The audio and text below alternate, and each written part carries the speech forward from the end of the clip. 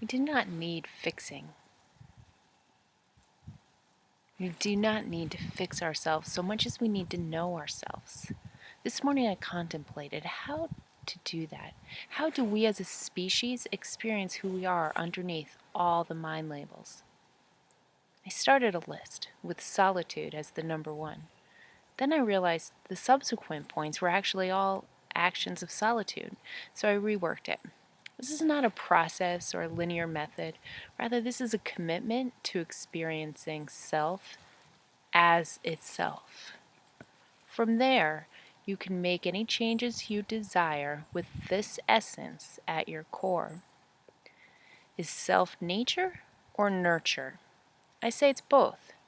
We need to know our nature in order to nurture our expansion, growth, improvement, change, and so forth. Here are my 5 suggestions to get to know yourself. 1. Spend time alone every day. This is the greatest commitment to you. It can be for as little as 15 minutes, so long as it is intentionally alone with the focus on you. This means that it does not count if you have children and they happen to be outside of the house, leaving you alone while you cook their meals. Again, this time is spent intentionally. 2. During that time, do whatever allows you to feel the most intimate with your inner world. Writing, meditating, walking, sitting by a tree, and dancing are a few of my ideas. But whatever works for you. There is no cookie cutter, right or wrong.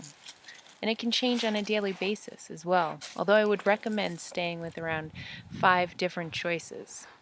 If changed too often, we lose the sense of self we are seeking and get caught up in the newness of the activity. This may be useful in the future, but not so much when beginning to know your own vibration. 3. During this time alone, drop any sense of improving upon yourself or your skills. If writing, just write. Do not work on creating a final draft during this time. If walking, don't compare your distance to another person's or a different day. Just be in the moment intimately with yourself as is. Just as my dog here is every single moment of her life. Oh, that's too big, honey. 4. Engage your senses during this time. We spend a lot of time thinking and analyzing up here. Take time off from these responses and explore other areas, such as sensing the energy that animates your body. As in point 3, do not pay attention in order to find problems. That is the mind. Simply feel your body as it expresses itself. Notice if it has any tension or pain and allow for that. Allow your body to speak its mind and listen with your cells. Or if you'd rather, pay attention to the atmosphere that you're sitting in. You are in relationship and in a give and take with this atmosphere that surrounds you. Pay attention to it.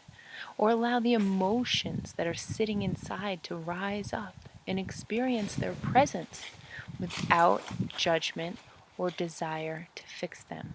Don't analyze anything away. Notice it, experience it. 5. Last but not least, continue to come back to this energy you get to know as you. When out and about in the world and around others in your everyday life, flash back to your time alone and bring up that same feeling. Be that feeling, the one you know as your personal frequency. As human beings, we are integrations of a variety of facets: soul, spirit, body, ego, thoughts, etc. That energy you are dating during your time alone is a collaboration of all these facets. They can work together in cooperation, or they can all go off in different directions, leaving us fragmented.